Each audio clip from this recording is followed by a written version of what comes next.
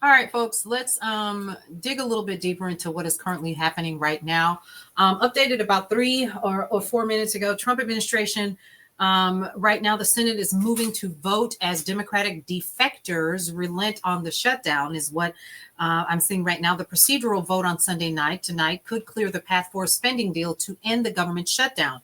Now, Senator Angus King of Maine said the shutdown duration had pushed some Democrats to support the deal.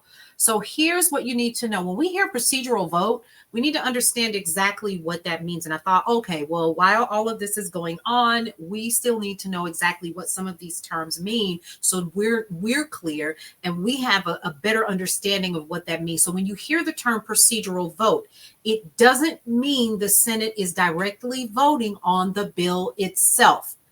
Not yet.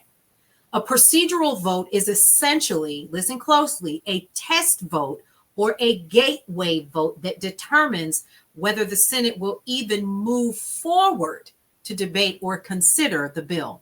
So think of it as the political equivalent of opening the door before you walk inside, like, let's peek inside, let's see what's happening. So in this case, the procedural vote would allow the Senate to begin formal debate. Remember, I just talked about that previously in a video I did maybe 10 minutes ago. A formal debate on the spending measure that could reopen the government.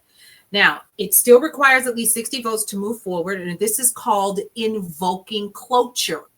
Invoking cloture.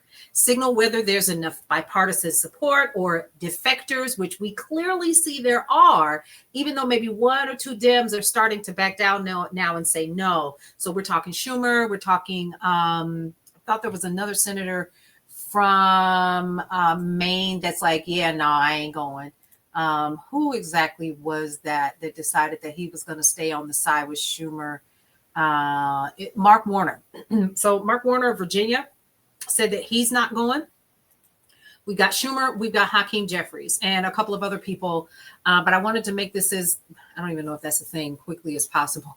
But you guys still need to know. So the procedural vote literally is going to signal whether there's enough bipartisan support or defectors, which clearly right now we do have from the Democratic side to end the current shutdown. Now, if enough Democrats join the Republicans in this procedural vote, it would clear the path for the Senate to hold a final vote on the full spending deal within the next day or two. So we're not talking flip the switches and everything goes back up. It doesn't work that way. Now, that doesn't immediately reopen the government, right? But it shows the deadlock may finally be breaking.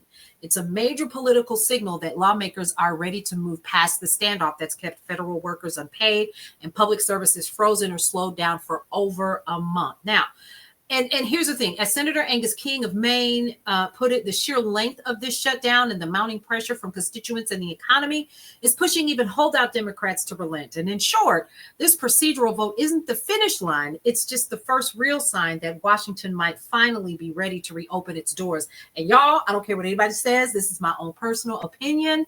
We are too close to the holidays. And if we think that it's not some other folks who are saying, y'all need to hurry up and figure out something, or Christmas is a no, we will be in the red, not the black. And I'm talking about our retailers. Okay. So it's the people that's out there that's saying, okay, y'all need to do something and move quick. I don't think I'm wrong. What say you? So listen, for more news and information that you can use, head over to brownstoneworldwide.com. Stick around with me tonight. I'll be in and out while I'm working on some other projects for you guys. We'll see you around.